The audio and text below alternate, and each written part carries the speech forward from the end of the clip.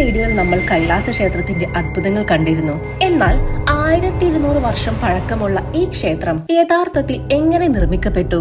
മഹാരാഷ്ട്രയിലെ ഔറംഗാബാദ് ജില്ലയിലെ എല്ലോറ ഗുഹയിലാണ് ഈ കൈലാസ ക്ഷേത്രം സ്ഥിതി ചെയ്യുന്നത്. ഈ ക്ഷേത്രം നിർമ്മിച്ചത് പാറക്കല്ലിൽ നിന്ന് ഒരു കല്ല് പോലും വേർപെടുത്താതെയാണ്. മുകളിൽ നിന്ന് തുടങ്ങി താഴെ വരെ തുരന്ന് ഈ പ്രതിമകളും മണ്ഡപങ്ങളും അതിമനോഹരമായ ശില്പങ്ങളും ഒരുക്കിയിരിക്കുന്നത്. എന്നാൽ ഇത് നിർമ്മിക്കാൻ ചുറ്റികയും ഒളിയും മാനവശക്തിയും മാത്രമായിരുന്നു ആയുധം. 400 ടൺ പാറ നീക്കം ചെയ്തു. പക്ഷെ അതിനൊരംശം പോലും സമീപത്തെങ്ങും കണ്ടില്ല. ഇവിടെ സിമന്റോ പാറക്കൽ വേർപെടുത്തിയോ ഉണ്ടാക്കിയതല്ല, എല്ലാം ഒരൊറ്റ കല്ലിൽ നിന്നാണ്, അതും അനിയന്ത്രിതമായ കൃത്യതയോടെ.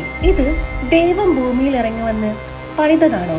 അല്ല, ഇതൊരു മനുഷ്യന്റെ കയ്യൊപ്പാണ്. എന്നാൽ അതൊരു കാലഘട്ടത്തിലെ അതിരറ്റ പ്രതിഭകളുടെ തെളിവ് കൂടിയാണ്. കൈലാസം ഒരു ക്ഷേത്രം മാത്രമല്ല, അത് നമ്മുടെ പാരമ്പര്യത്തിന്റെ പ്രതിഫലം കൂടിയാണ്.